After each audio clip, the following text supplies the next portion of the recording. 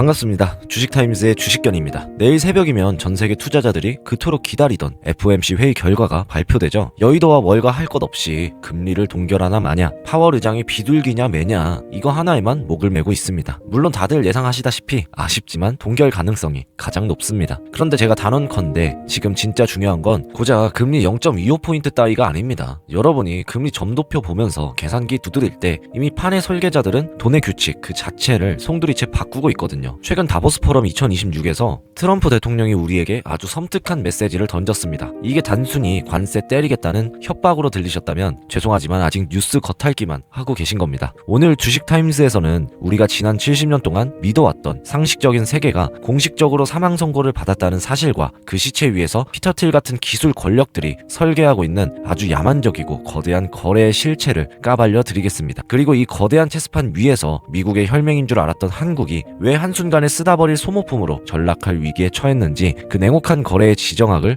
회부하고 도대체 뭘 사야 살아남을 수 있는지 구체적인 섹터까지 찍어드리겠습니다.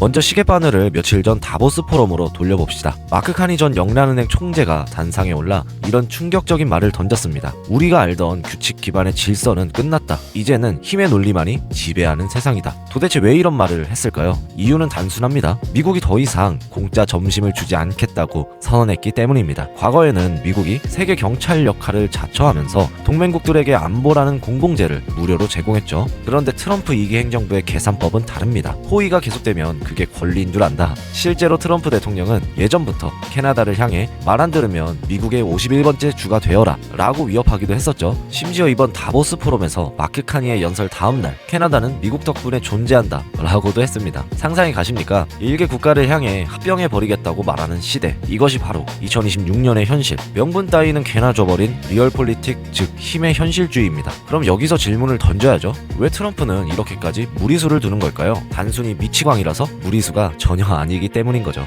이건 철저하게 계산된 고립주의 비즈니스입니다. 이제 미국은 내 편이 될래? 아니면 중국 밑으로 들어갈래? 라는 양자택일만 강요합니다. 애매하게 줄타기하는 나라는 가차없이 관세 폭탄으로 응징하겠다는 거죠. 이건 외교가 아닙니다. 조직폭력배의 나와바리 싸움과 똑같은 논리입니다. 자, 그런데 더 무서운 건 따로 있습니다. 이 힘의 공백을 채우고 있는 세력이 워싱턴의 늙은 정치인들이 아니라는 겁니다. 바로 실리콘밸리의 테크 황제들입니다. 피터 틸이나 일론 머스크 같은 인물들 말이죠. 이들이 가진 자산은 이미 일개 국가 예산을 넘어섰습니다. 삼성전자 시가총액의 2배를 개인이 가지고 노는 세상이잖아요. 이들이 보기에 지금의 민주주의나 국가 시스템은 뭘까요? 거추장스러운 빨간 깃발일 뿐입니다. 자동차 초창기에 사고 맞겠다고 사람이 빨간 깃발 들고 차 앞에서 걸어 다녔던 적이 있죠. 피터 틸은 현재의 투표 제도와 규제가 AI라는 초고속 스포츠카 앞을 막고 있는 빨간 깃발이라고 생각합니다. 그래서 이들이 추진하는 프로젝트가 뭡니까? 바로 프락시스입니다. 국가의 간섭을 받지 않는 규제 제로의 민간 도시 국가를 건설하겠다는 겁니다. 최근 트럼프가 뜬금없이 그린란드를 사겠다고 했죠. 많은 언론이 자원 때문이라고 떠들었지만 제가 저번 영상에서 말했듯이 결국 북극 항로를 확보해 중국과 러시아를 몰아내고 견제하려는 목적이죠. 그런데 어쩌면 진짜 Y는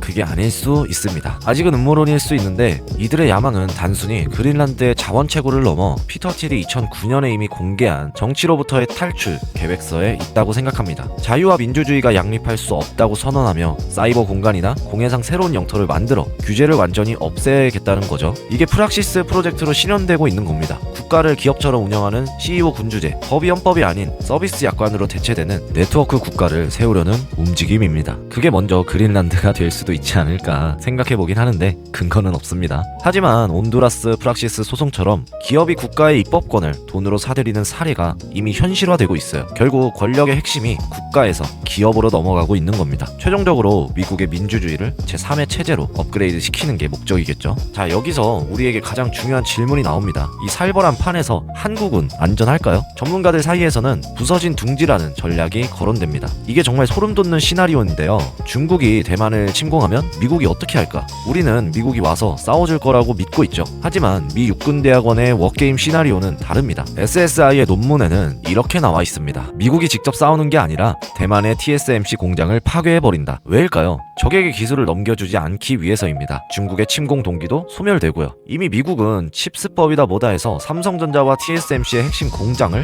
미국 본토로 옮겨놨습니다. 중요한 보물은 이미 안전한 금고로 옮겼다는 뜻이죠. 그럼 텅 빈 둥지인 한국과 대만은 어떻게 될까요? 지켜야 할 자산이 아니라 중국의 힘을 빼기 위해 소모시켜야 할 방지턱이나 소모품이 될 수 있다는 겁니다. 이것이 바로 트럼프가 말하는 거래의 지정학입니다. 우리는 그동안 혈맹이라는 단어에 취해 있었지만 냉혹한 비즈니스맨 트럼프에게 우리는 구독료를 내는 고객이거나 아니면 적을 막다가 장렬히 사나할 용병일 뿐입니다. 그럴 리 없겠지만 최악의 경우 우리 정부가 중국을 택한다면 적국으로 간주되겠죠. 자, 그럼 결론을 내봅시다. 우리는 이런 거대한 흐름 속에서 자산을 운용할 때 어떻게 준비해야 할까요? 대부분은 겁에 질려 현금을 쥐고 있겠지만 우리는 정확히 세 가지 섹터를 담아야 합니다. 첫째, 자주국방 테마입니다. 자주국방이라니 말도 안 되죠. 네, 말 안 되는 게 맞습니다. 핵도 없고 싸워야 되는 대상이 중국 아니면 미국인데 뭘 해도 승산이 없죠. 그래서 한국 한정에서 말하는 건 아니고 세계적인 관점에서 보자는 겁니다. 미국이 더 이상 경찰 노릇을 안 한다고 했죠. 그럼 우리나라를 포함 동맹국들은 각자 도생해야 합니다. 물론 미군이 완전히 철수하진 않겠지만 유럽도 중동도 아시아도 이제 스스로 무기를 사서 지켜야 합니다. 근데 그들에게 미국 무기는 너무 비싸고 납기가 5에서 10년 걸립니다. 독일과 프랑스는 생산 라인이 다 죽었고요. 유일하게 미국 무기와 호환되면서 성능 좋고 당장 내일 배송해 줄 수 있는 나라 바로 대한민국입니다. 한국 방산 기업들 실적이 단순히 전쟁 테마가 아니라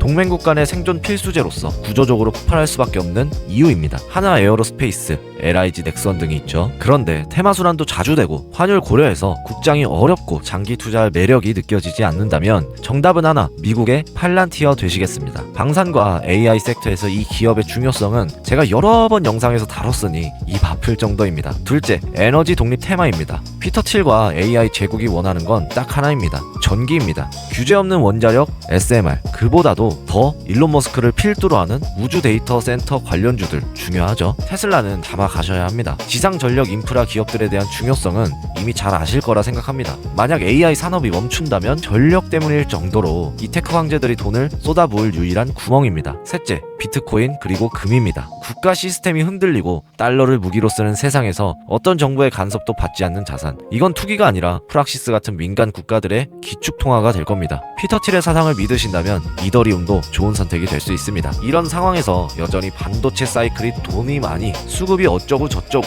한가한 소리만 하고 계실 겁니까? 판 자체가 뒤집히고 있는데 말이죠. 요즘 국장이 좋으니 단타는 치시되 재미 좀 보셨다면 큰 흐름으로 가져갈 놈들도 보셔라 하는 얘기입니다. 자, 여러분, 트럼프의 쇼와 피터 틸의 설계, 오늘 보셨듯 뉴스 쪼가리 몇 개 읽는다고 대비가 될까요? 거대한 흐름은 세상과 기싸움한다고 개인 혼자서 어쩔 수 있는 게 아닙니다. 뉴스를 보고 여러분이 불안한 건 공부가 부족해서도 아닙니다. 개인이 혼자서 이 거대한 보이지 않는 전쟁의 신호를 해독할 시스템이 없기 때문입니다. 방금 제가 방산, 에너지, 그리고 비트코인이라고 정답지는 다 드렸습니다. 하지만 언제 사서 언제 팔 것이냐, 이건 전혀 다른 차원의 문제입니다. 살아남으려면 딱 세 가지가 필요합니다. 설계자들의 의도를 읽는 해독기, 이 발작을 실시간으로 감지하는 레이더, 그리고 감정을 배제한 기계적 매수 원칙입니다. 저는 이 모든 걸 2026 생존 전략에 담았습니다. 여긴 한가하게 경제 공부나 하는 스터디방이 아닙니다. 실시간 데이터가 튀는 그 찰나의 순간 남들보다 반박자 먼저 진입하고 빠져나오는 전략을 공유하는 장소입니다.